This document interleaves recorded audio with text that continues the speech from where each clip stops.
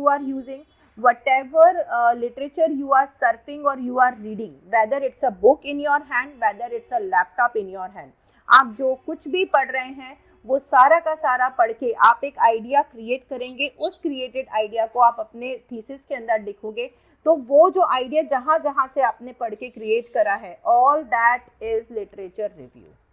You are reviewing, you are reading some literatures to create your own, that is literature review. Got it?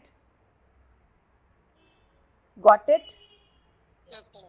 Right. Yes, ma'am. अब इसके अंदर हमने कौन कौन से मेथड्स अब तक पढ़े हैं, हमने क्या क्या पढ़ा है, हमने पढ़ा है यहाँ पे सबसे पहले तो आपके टाइप्स ऑफ एरर्स पढ़े हैं, कौन कौन से होते हैं, व्हाट इज लिटरेचर रिव्यू आपको करवाया था, देन टाइप्स ऑफ एरर करवाए थे, देन सोर्सेज ऑफ एरर करवाए थे, आपको मेजरमेंट मेथड करवाए हैं, input output and performance method करवा दिए हैं, देन उसके बाद आपको इवेल्युएशन मेथड मैंने करवाए थे लास्ट टाइम कि इसमें इवेल्युएट हम कैसे करेंगे उन चीज़ों को, कि कैसे कैसे उसमें होता है, हम लोग एनालाइज करते हैं, ऑब्जर्वेशन करते हैं, ये सारा आपको लास्ट क्लास में बताया था. देन इसके बाद हमारा टॉपिक आता है how to summarise a research article. अब हमारे सामने हमारे टॉपिक से रिलेटेड एक रिसर्च आर्टिकल है. You all are reading a research article and now you have to make a summary of that research article because you wanted to write your own research article or you want to create put that idea in your thesis. दो चीजें हैं, right? Whether you want to put that idea in your thesis or you want to create a research topic or a research article of your own on the similar kind of topic. So you want to take the content from a particular article, right? You used to do that. बिना पढ़े बिना चीज़ों को explore करे तो आपका idea नहीं create हो सकता. आपको कैसे पता लगेगा कि रियलिटी क्या है? बैठे बैठे तो नहीं हो सकता ना क्रिएट. लेकिन आप थीसिस कैसे लिखोगे? या तो आपका सब्जेक्ट साइंसेज है या ज्योग्राफी या कुछ ऐसा सब्जेक्ट है कि आप फील्ड में जाके सर्वे करके अपना डेटा ला रहे हैं और उसको आप लिख रहे हैं और उसी को आप एक्सप्लेन कर रहे हैं. लेकिन अगर आपका सब्जेक्ट थ्योरेटिकल है, लाइक लिटरेचर है, लॉ है, आपका मैनेजमेंट कॉमर्स है या कुछ ऐसा सब्जेक्ट है जो कि सारा का सारा थ्योरेटिकल, इकोनॉमिक्स, एजुकेशन, सोशियोलॉजी, योग, ये सब्जेक्ट हैं जिसके अंदर आप प्रैक्टिकल चीज़ों को करके या करवा के नहीं कर सकते. आपको बेसिकली ऑब्जर्वेशन की ज़रूरत है और आपको उन सारे लिटरेचर को पढ़ने की ज़रूरत है जो कि पहले उस पर्टिकुलर केस के ऊपर हो चुके हैं. ठीक है, लाइक एक पर्टिकुलर हम आइडिया लेते हैं कि अगर इस सिचुएशन में किसी चीज़ को रखा जाए तो उसके साथ क्या होगा, तो you have to create an observation. I am explaining in both Hindi and English, Parkavi, don't worry. Okay, so when you are creating a idea, when you are creating a situation, then obviously you have to have a very keen observation for that. Because आप जब उसको बहुत ध्यान से observe करोगे आपको simultaneously किसी चीज़ में चेंज नजर आएंगे, तो डे 1 डे 2 के हिसाब से आप डेटा इकट्ठा करते हो. That is our nominal methodology of input. समझाया था ना? इनपुट मेथड में क्या था, हम लोग जब डेटा इकट्ठा करते हैं तो उसको क्या करते हैं, सबसे पहले नेमिंग. डे 1 डे 2 के हिसाब से न्यूमेरिकल और alphabetically you have to name that, right? Whosoever were there in the class are aware that what I am exactly saying, right? Hello, कहाँ गए सारे स्टूडेंट्स? Yes, ma'am. हाँ Yes, हाँ, ma'am. Be active. Clearly explained. Yes. So हम लोग जब ये सारी चीज़ों के मेथड्स को वहाँ like we use to put all these methodologies to make our data usable for our or useful for our research. Basically how to put that data in our researches. When we make a synthesis of that, then we used to come or then we used to came forward for a next step. तो हम उसके next step पे आते हैं, that is how to summarise our research article. ये next step क्यों है, because यहाँ से हम ये सीखते हैं कि हमें अपना रिसर्च आर्टिकल को किस तरीके से समराइज करना है, कैसे उसको हमें रिफाइन करके अपने आर्टिकल या अपने प्रोजेक्ट के लिए काम में लेना है. Got it? Yes, ma'am. So Yes, ma'am. now let's understand what is your research article, how to summarize your research article. Let's understand. So research article are use standard format to clearly communicate information about an experiment, research article usually has 7 major sections: title, abstract, introduction, method, result, discussion and reference. These are the 7 sections. I told you, अगर आपको ध्यान होगा तो मैंने आपको ये सारे points लिखवाए थे कि when you are writing a research paper, what are the titles, and when you are writing a thesis, what are the steps of writing a thesis. First class में ही बताया था ना, first and second class में explain किया था. Yes, ma'am. Yes. Ma'am बताया था. हाँ, तो यहाँ पे क्या है कि these are the 7 major sections or 7 major steps how to write a research article. First we have to choose a title article, then we have to write an abstract for it, then introduction will come, and in the introduction there will be research review. In your introduction you have to give research review, but methodology will not be a part of any article or research paper. आप research article और research paper के अंदर you will never give or you are not allowed to give a research methodology. Yes, Surendra?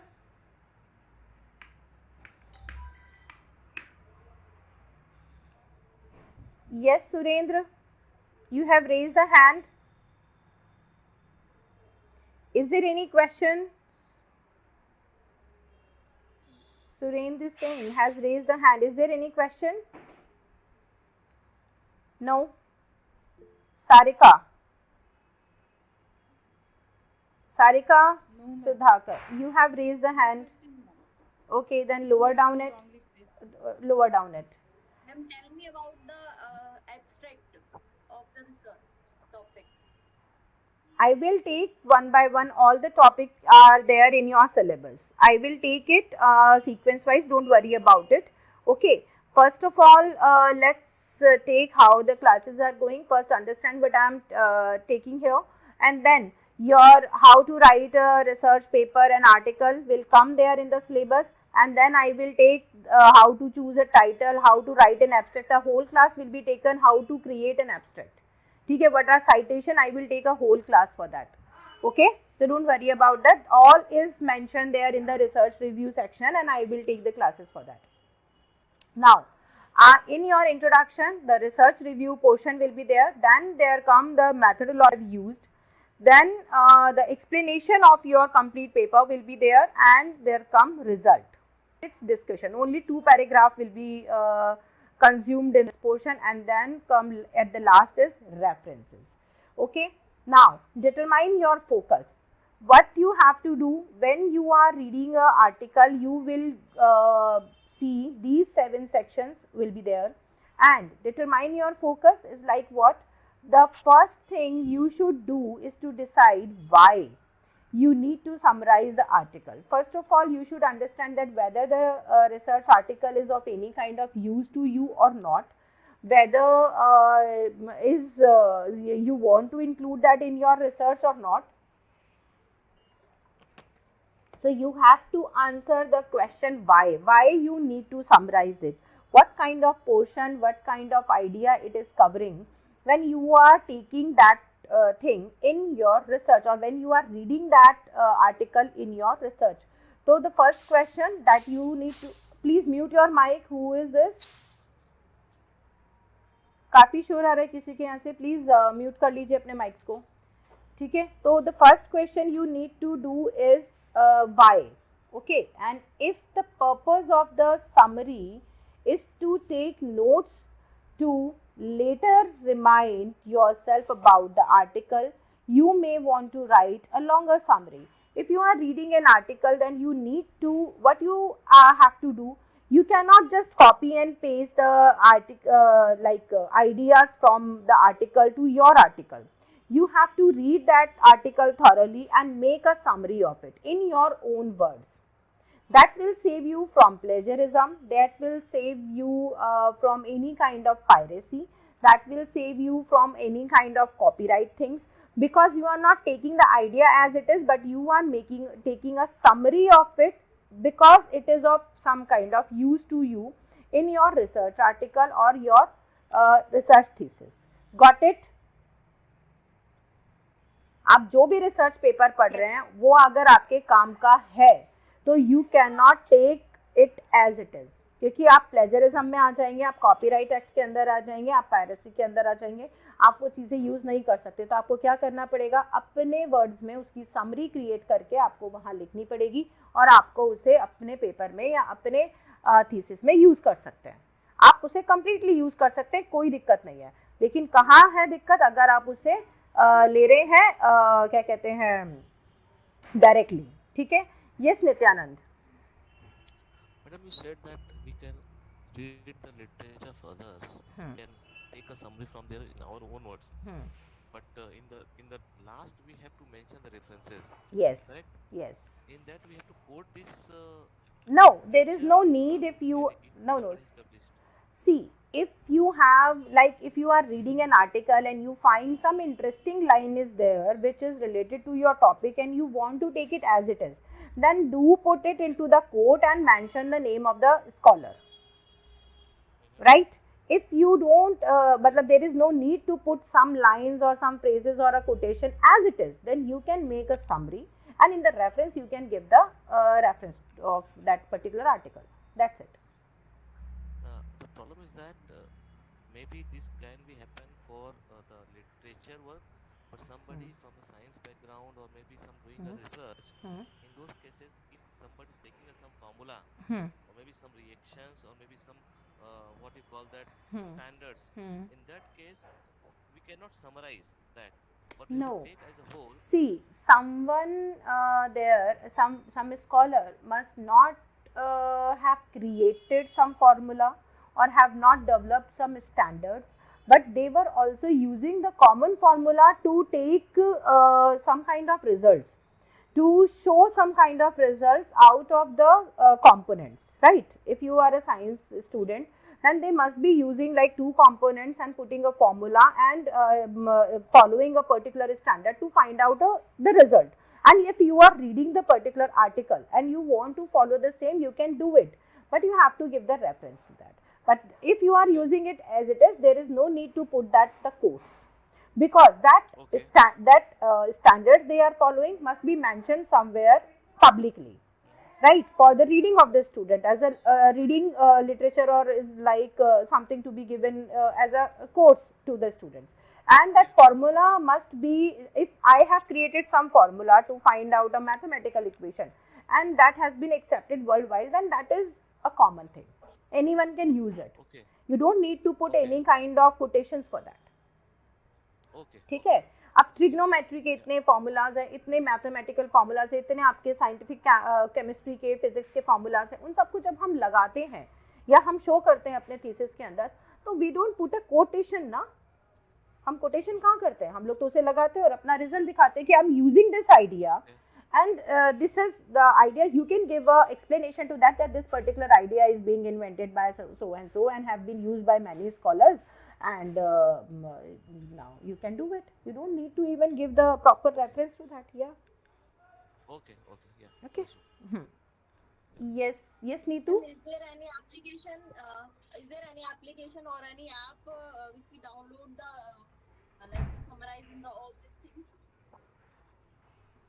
Summarise तो आपको खुद ही करना पड़ेगा अपने वर्ड्स में समझ के।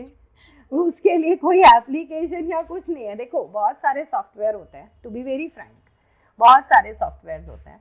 आपको क्या सब्जेक्ट है आपका नीतू?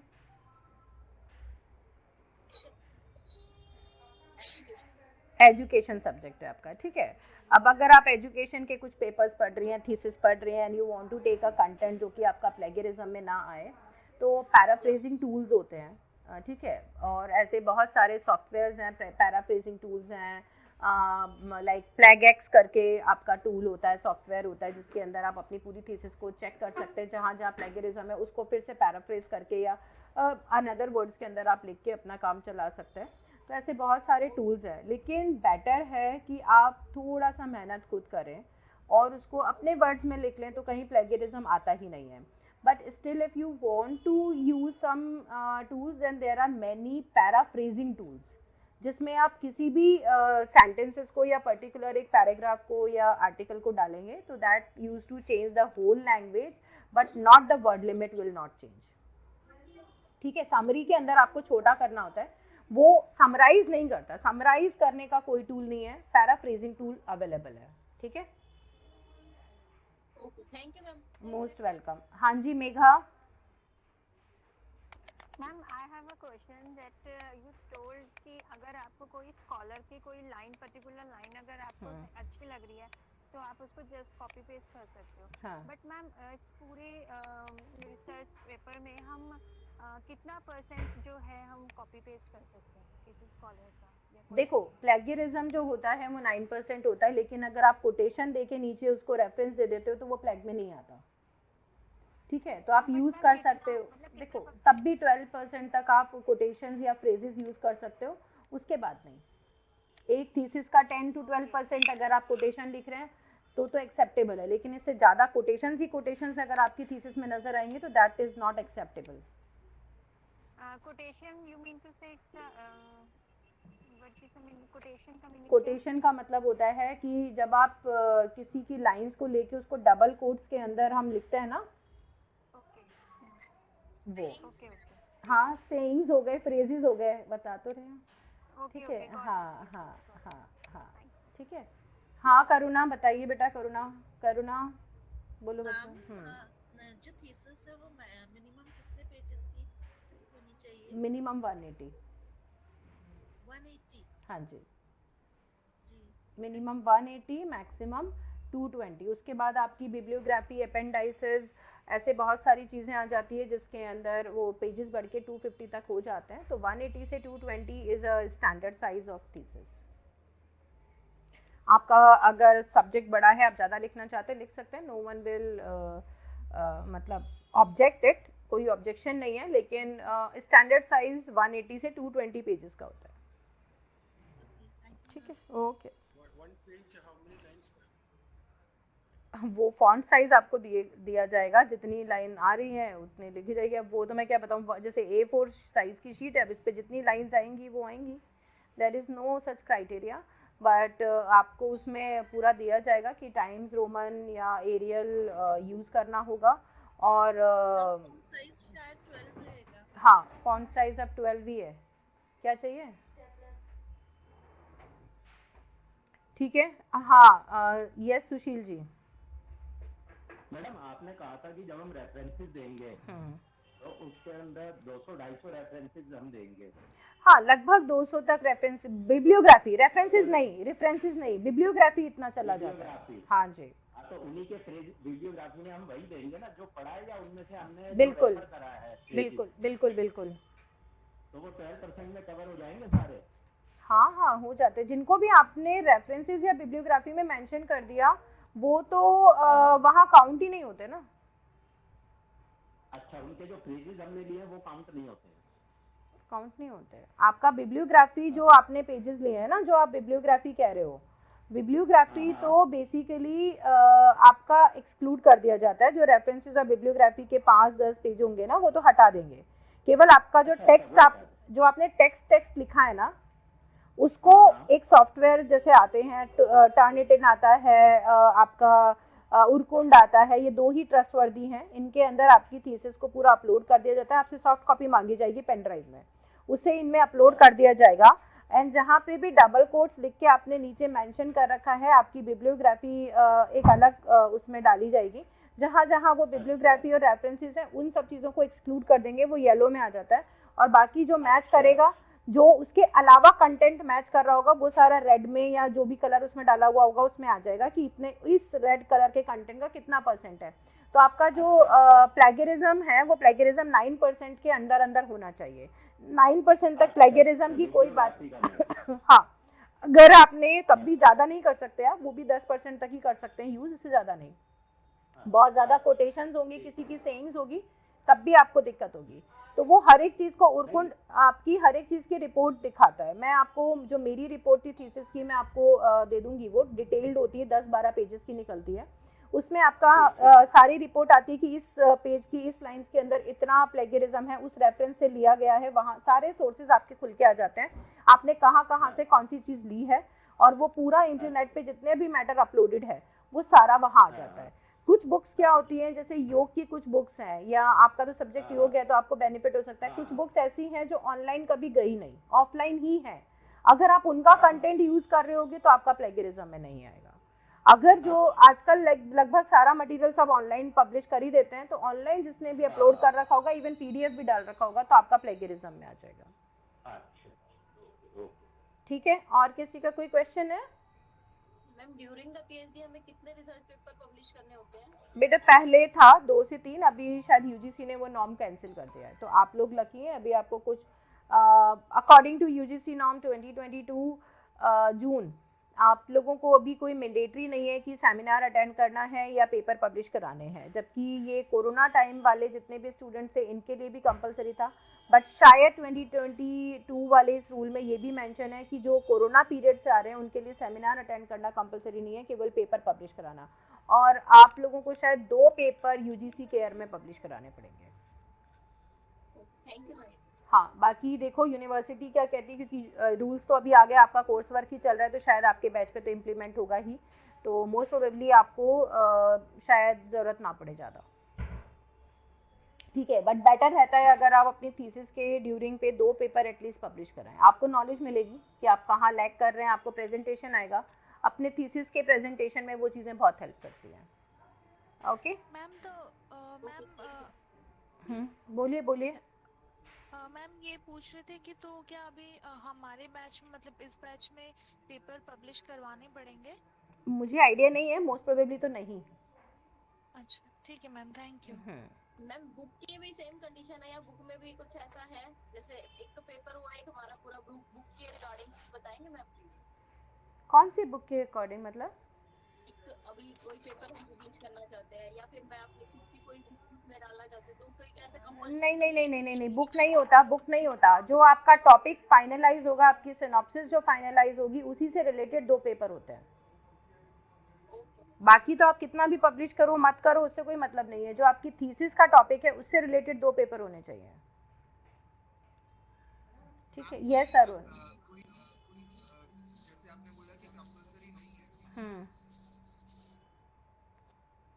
हाँ जी हाँ जी। Ma'am am I audible? हाँ हाँ, hello. Yes you are audible Arun. Yes ma'am, जैसे आपने बताया कि it's not compulsory as we stand today, but आप अगर कोई कुछ जर्नल्स आप रिकमेंड करें, अगर हम खुद करना चाहते हैं किसी में पब्लिकेशन, तो व्हाट काइंड ऑफ जर्नल्स, और if you can name any journals ma'am, तो हम उसमें अगर देखो हर सब्जेक्ट के हिसाब से अलग होता है, I can not name it here, but like आप जिस भी स्टेट से बिलोंग करते हैं वहाँ की यूनिवर्सिटीज़ के अपने यूजीसी केयर के अंदर रिकॉग्नाइज जर्नल्स हैं, तो that will be easier for you to approach that. जिस भी यूनिवर्सिटी से आपने मास्टर्स किया हुआ है, बैचलर्स किया हुआ है, वो यूनिवर्सिटी प्रोफेसर या department they can help you to get it publish. Otherwise just search it online, उन सब जर्नल्स की वेबसाइट है, वहाँ पे अपना एप्लीकेशन डालो, बिकॉज आपको सर्च करना पड़ेगा आपके सब्जेक्ट का जर्नल कौन सा है। ठीक है, सारे जर्नल सारे पेपर्स नहीं पब्लिश करते, कुछ जर्नल ह्यूमैनिटीज सोशल साइंसेस के होते हैं, मैनेजमेंट के अलग होते हैं, हिंदी के अलग होते हैं, ठीक है, साइंसेस के टोटली डिफरेंट जर्नल्स होते हैं, तो आप हर किसी में पब्लिश नहीं करा सकते, आपको अपने ही सब्जेक्ट का देखना पड़ेगा ना। जी मैम, एक्चुअली कई जर्नल्स आजकल ई जर्नल्स चल रहे हैं। हाँ, तो ई जर्नल अगर यूजीसी अप्रूव्ड है तो उसमें करवा लो। जी, उसकी लिस्ट मैम यूजीसी की वेबसाइट पे है, यूजीसी की वेबसाइट पे ही है, एनटीए पे नहीं है, यूजीसी पे है। ठीक है, हाँ, मोस्ट वेलकम। हाँ जी, तो यहाँ पे क्या है, when you are reading an article you have to make a summary of it and that summary you have to include in your research paper. Now reading an article, आप इसके लिए क्या करेंगे, when you are reading an article you have to allow enough time. First of all you must be taking enough time that you are including in your paper, that you are dedicating or devoting in your paper to read it thoroughly. एक बार से नहीं काम चलेगा, you have to read it multiple times to get a proper knowledge that what exactly our complete paper, our complete article is all about, so that it will be easier for you to make a summary of it.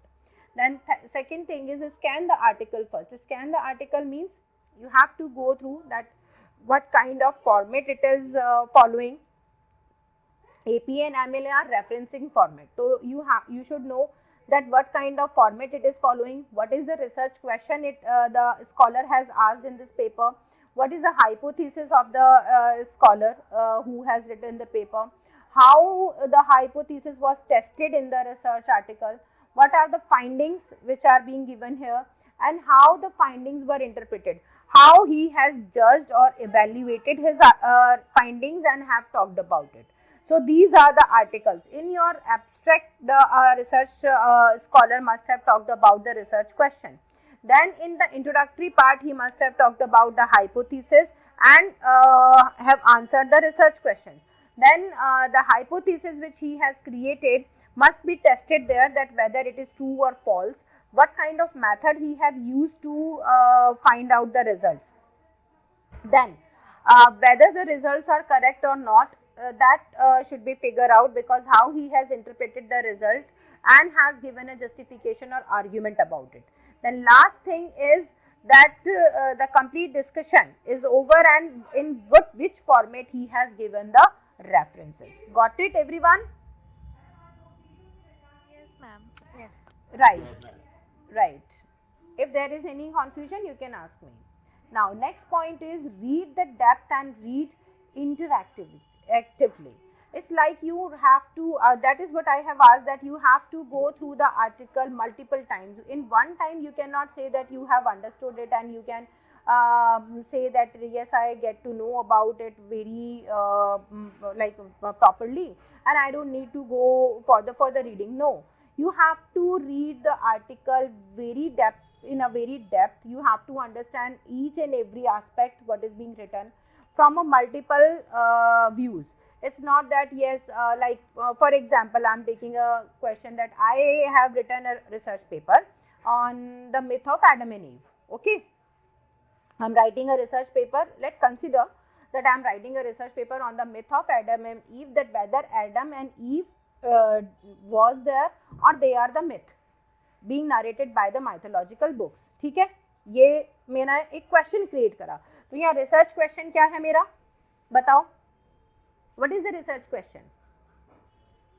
Whether Adam or Eve are the real people or they have been created by the mythological people or the mythological books. This is my research question. आ रहा है समझ में? Yes, ma'am. Yes, ma'am. This is my research question कि Adam और ewe real being थे या उन्हें mythological books और लोगों ने क्रिएट किया था to create mythologies, to create religion. ठीक है, तो मुझे इस पे अपना करना है. तो ये जो मैंने आपका एक टाइटल बनाया, एडम एंड ईव मिथ और रियलिटी, ये तो मेरा टाइटल हो गया. In my abstract I have written this, whether Adam and Eve are the real being or being created by this, and this was my research question which I must have answered in the introductory part. ठीक है, अब उसको मैंने जज करने के लिए कौन सा मेथड यूज करूंगी, क्योंकि इट्स ऑफ माइथोलॉजिकल, थियोलॉजिकल और लिटरेरी वन, तो इसके लिए केवल एक ही मेथड आ सकता है यूज में, दैट इज क्वालिटेटिव. मुझे डिफरेंट टेक्स्ट पढ़ने पड़ेंगे, उनकी इंटरप्रिटेशंस को लेना पड़ेगा, यहाँ पे अपने आर्ग्यूमेंट के साथ लगाना पड़ेगा, तब मुझे बताना पड़ेगा whether they were the real being, वो अर्थ पे थे भी या नहीं थे, केवल ये अजम्पशन है कि एडम और ईव थे. क्यों? क्योंकि अगर मैं इसको थियोलॉजिकली या लिटरेरी तरीके से पढ़ूंगी तो मुझे मेरा आंसर नहीं मिलेगा. I have to give the scientific answer also. मुझे चार्ल्स डार्विन के इवोल्यूशन ऑफ स्पीशीज की भी बात करनी पड़ेगी कि उसके अकॉर्डिंग तो ऐसा कुछ भी नहीं था, उसके अकॉर्डिंग तो एप से इस तरीके से स्पीशीज बनी है, ह्यूमन बीइंग बने. I have to give all the logics and then I have to talk about the finding, that what is ultimate finding. Whosoever have researched already about it, I have to take their argument in my paper and then I have to came to a conclusion and I have to take the explanation of that finding. Got it? कैसे research paper लिखना है? Yes, ma'am. सबको समझ में आया? Yes, ma'am. Yes. ठीक है, तो इस तरीके से अब मुझे ये चीज़ें कैसे पता लगी, जब मैंने कोई रिसर्च पेपर उठाया या कोई इस तरीके का आर्ग्यूमेंट मैंने लिया और मैं उसको रिपीटेटिवली जब पढ़ रही हूँ, इंटरएक्टिवली इज लाइक दूसरे आर्ग्यूमेंट्स के साथ भी उसको कंपैरेटिव मोड पे जाके पढ़ रही हूँ, तब मुझे पता लग रहा है कि मेरा जो रिजल्ट है या मेरी जो थॉट्स हैं या जो मैं इस चीज़ को समझ पाई हूँ वो सही है या नहीं है। तो हाइपोथेसिस क्या है? Adam and Eve are humans, Adam and Eve are myth, Adam and Eve are super human beings, Adam and Eve are like imaginary characters. तो ये 4 मैंने हाइपोथेसिस बनाई। हाइपोथेसिस क्या होता है बताओ? मैंने समझाया था। It is an imaginary हाँ, इमेजिनेशन। अगर हम हाँ नहीं हाइपोथेसिस ओवरव्यू नहीं होता। Hypothesis is your hypothesis is your imaginative questions which you use to create about your topic। जो भी आपका रिसर्च टॉपिक है उससे रिलेटेड जो आप क्वेश्चंस क्रिएट करते हो अपनी थीसिस में, वो आपके फेवर एंड अगेंस्ट बोथ तरीके के होते हैं। जो हाइपोथेसिस प्रूव हो जाती है उसे हम जीरो हाइपोथेसिस बोलते हैं और अल्टरनेटिव हाइपोथेसिस बोलते हैं, और जो हाइपोथेसिस आपकी प्रूव नहीं हो पाती हम उसे नल हाइपोथेसिस बोलते हैं, that it is not proved. ठीक है, जैसे अब मैं ये प्रूव नहीं कर सकती किसी भी तरीके से कि Adam and Eve were real human beings, तो ये क्या है? नल हाइपोथेसिस है। They are imaginary characters, they are mythological characters, they are hypothetical characters, they all can be prove. तो ये 3 मेरी क्या हो जाएंगी 4 में से? Alternative hypothesis. Got it? Yes, yes Raida. Ma'am, how many hypotheses we need to include in that article? In your thesis, no, research paper में 2 to 3 hypotheses are okay with, but in your research thesis you have to write at least 5 to 6 hypotheses, right? And you have to talk about like whatever number of chapters you are creating, each chapter should have 2 to 3 hypotheses. Okay? Okay, ma'am. Yes. So you have to read the articles thoroughly in depth, so that so that you will be able to create your hypothesis and your research question properly. And why it is needed? How does design of the research address the research question? How they have created the research question and how they have addressed the study of research question. Then how convincing are the results? You should know. Are any of the results surprising? Is there something like which have surprised you ki really is this the result? I was thinking in a different way and they are talking about a different way. Like what does this study contribute toward answering the original question? Whatever is your question, what kind of answer is being given in the particular papers you are reading? What aspect of original question remain unanswered? So if you have created the research question, so whether that has been answered completely or not. If not, then what aspect of your research question has not been answered? What aspect of your research question is fully answered? You have to find it out. If that complete paper is of any kind of use to you, you can keep it, otherwise you can discard it. So when you are reading a research paper in depth, interactively, then only you will be able to select that whether it is of any kind of use or not. तो जो हमने evaluation के अंदर पढ़ा था, that analyse and synthesis, वो यहाँ पर आएगा। ठीक है, देन आपका आता है plagiarism. You have to avoid plagiarism. How you can do it? When you are reading a research paper and not taking the content from it, but you are summarizing the idea in your own work. That is how you can avoid the plagiarism. मैंने first यही कहा, don't take the content, but if it is there are some quotations, some line, you can put that into the code and give the reference. You will be saved from the plagiarism. Otherwise, your work will go under plagiarism. Got it, everyone?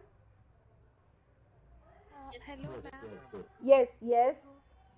Ma'am ये वाला जो last वाली slide थी ma'am, हाँ, उसमें एक चीज समझ नहीं आई। बताओ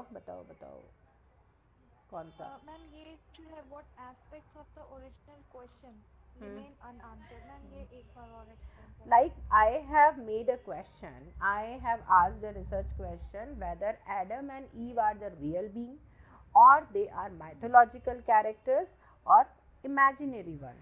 ठीक है, इमेजिनरी तो मैं एक आयरन मैन मैंने क्रिएट करा, वो इमेजिनरी है, उसका माइथोलॉजिकल कैरेक्टर से कोई लेना देना नहीं है। But if I am talking about Krishna, or I'm talking about Putna or Tadka or some other kind of characters, they are mythological as well as can be imaginative, right? ये दोनों में से कुछ भी हो सकता है. तो यहाँ पे मेरा क्वेश्चन का जो भी मैं रिसर्च आर्टिकल इस टाइम पे पढ़ रही हूँ वो ये आंसर दे पा रहा है. 3 पोर्शन है इसमें, whether they are real being और इमेजिनेटिव और मिथिकल. तो वो कौन से पोर्शन का आंसर मेरा ये आर्टिकल दे रहा है और नहीं दे रहा है. ठीक है, मे बी एक आर्टिकल में सिर्फ इतना हो कि they are imaginary beings, they are not talking about anything about mythology or something, but they are saying ki no, there is nothing to do with reality, they are just imaginary beings. Maybe the writer of the Bible must have created this in the like the humans are being made on the image of God and hierarchical or something, उन्होंने इस तरीके से बना दिया. तो वो क्या हुआ, इमेजिनरी बीइंग, उसको हम माइथोलॉजिकली नहीं ले सकते. दूसरे पेपर में मुझे टोटली माइथोलॉजिकल मिल सकता है, इमेजिनेशन का नहीं मिलेगा. Got it. तो वो कौन से एस्पेक्ट का आंसर दे रहा है, किसका नहीं दे रहा है. ठीक है, अभी क्लियर है. हाँ, most welcome. Now this part I was taking that how to write a summary. इसमें देखो बहुत सिंपल सा आइडिया है. First whenever you are reading a article, इसमें स्टेप्स पढ़ने की जरूरत नहीं है, वो आप लोग भी पढ़ लेंगे. You have to write a first draft of your summary. It's better if you are making a first draft in pointers. Pointers में बनाओ, फिर उसको एक पैराग्राफ में या 2 पैराग्राफ में कंक्लूड करो. Then read it again along with the research paper or article. Then you will get to know whether you are using all the keywords or in the research paper you are writing or not. If you feel that you are not including all the key points which you wanted to include, you can still include. Then after making all the additions to it, all the deletions and additions to it, you have to come to the second and the final draft. Second draft. Then the second draft should be sent to some of the supervisor or friend or professor to read. They will make the editing to it and then your final draft will be created. Got it? Writing a summary में यही steps आएंगी. आ गया समझ में?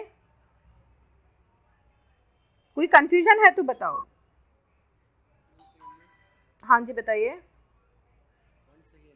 Once again, see, whenever you are reading an article, you have to create a first draft of your summary. It's better if you are making it into the pointers. ये होते हैं pointers. These are pointers, right? You have to state what are the points you wanted to include in that. Make the pointers. Then out of the pointer, make your passages which you want to write. Then read the passage or the pointers with in the contrast with the article you have read. Then you will get to know if you have missed something or you have included everything. Then if you want to delete something, if you want to add some of other your views into it, you can do all the editing and deleting from this first draft. Create your second draft. Your second draft will be ready by then. Then send the second draft to some of the supervisor or like a superior person to you who can read it and again make editing to it, and then your final draft will be created. Got it? Yes. Excuse me, ma'am. I have a question. Yes, Raida. Ma'am, how many articles do we need to refer on? See, that depends completely on your research work. That कई बार it can happen that you are just reading 2 articles and you will get a handful of or sufficient material to create your own. Sometimes it happens that you don't get satisfied after reading even 10 articles. So I cannot give you a number that how many articles you will be in need to read to create your own, right? Yes, Surendra. Yes, Surendra, you wanted to ask something. Yes. No, ma'am, it is clear, very much clear. Okay, then. See, these are the articles, then add it with the completeness and accuracy, that is what I have said to you. Then add it for a style, whatever the guidelines will be given to you by the seminar people or the conference or the generals that they will accept in the particular format, then you have to put the final draft into the format. And this is what your steps of creating your second draft. Is it clear now? How to summarise your research article, any doubt? हाँ जी सुशील जी, हाँ जी सुशील जी बताइए। Madam ये जो seminars का है इसका हमें कहाँ से इंफॉर्मेशन बेटे अभी तो आप अटेंड भी नहीं कर सकते हैं। आप एक्चुअली ना मतलब अटेंड करेंगे? आप कोर्स वर्क के बाद ही करेंगे जब आपका रिसर्च टॉपिक सेलेक्ट हो जाएगा, ठीक है? जब आपका रजिस्ट्रेशन हो जाएगा ना रिसर्च टॉपिक का, देन ओनली आप यू कैन मतलब अटेंड अ सेमिनार। आप अभी कर सकते हैं रिसर्च, आप अभी भी अटेंड कर सकते हैं, कोई बड़ी बात नहीं है, लेकिन वो जो भी पेपर आप प्रेजेंट करेंगे या आपको जो सर्टिफिकेट मिलेगा वो आपकी पीएचडी में इंक्लूड नहीं हो पाएगा। लेकिन आपका आरडीसी के बाद आपका जब रजिस्ट्रेशन हो जाएगा, आपका टॉपिक जब रजिस्टर्ड हो जाएगा यूनिवर्सिटी के साथ, उसके बाद आप जो भी सेमिनार अटेंड करेंगे, कॉन्फ्रेंस अटेंड करेंगे, अपना पेपर कहीं पे पब्लिश कराएंगे, तब वो हम इंक्लूड कर सकते हैं, अभी नहीं कर सकते हैं, ठीक है? अभी आपका टॉपिक फाइनल नहीं है। तो आपका कोर्स वर्क के बाद जितने भी मेरे पास कॉन्फ्रेंसिंग, मैं अभी क्या कहते हैं इसमें नेशनल लेवल की भी कॉन्फ्रेंस और सेमिनार कमेटी के अंदर हूँ, जो आपके प्रोफेसर्स की टीम होती है जो डिसाइड करती है, मैं उसमें भी एडिटोरियल बोर्ड के अंदर हूँ, ठीक है? 3 मैगजीन्स में, जर्नल्स में भी मैं एडिटोरियल बोर्ड में हूँ। आप उस चीज़ की टेंशन मत कीजिए, मुझे जब भी कोई नोटिफिकेशन मिलेगा I will send it to your group. आप लोगों को हाँ, आप देखो मेरे को भी ज्वाइन करने पड़े थे अपने टाइम पे, वो पीएचडी सेमिनार के ग्रुप्स ढूंढ के फेसबुक पे ज्वाइन करने पड़े थे, हमें नोटिफिकेशन मिलते थे तो हम जाते थे। मैं किसी सेमिनार के लिए आसाम गई हूँ, किसी के लिए गोवा गई हूँ, किसी के लिए बेंगलोर गई हूँ, मैंने भी बहुत धक्के खाए हैं अपने टाइम में, ठीक है? आप लोगों के आसपास कहीं पे भी कोई भी ऐसा सेमिनार का मुझे नोटिफिकेशन मिलेगा, मैं आपके ग्रुप में डाल दूंगी उसे, ठीक है? Thank you ma'am. Most welcome, most welcome. हाँ जी मैम, बोलो बोलो बोलो। मैम ये पूछना था मैम कि जो ये स्टेटमेंट प्रपोजल होगा मैम, उसमें भी रिव्यू ऑफ लिटरेचर इंक्लूड करेंगे? नहीं, स्टेटमेंट प्रपोजल में कैसे करोगे? 1 लाइनर होते हैं बेटा, उसमें आप रिव्यू कैसे अटेंड करोगे? वो तो आपको एक पैराग्राफ बना के लिखना होता है, ठीक है? अभी सुनो अनुषी, इतना जल्दी मत करो, अभी इतना जल्दी मत करो हर चीज़ का। सब लोग म्यूट करो प्लीज़, प्लीज़ म्यूट कीजिए।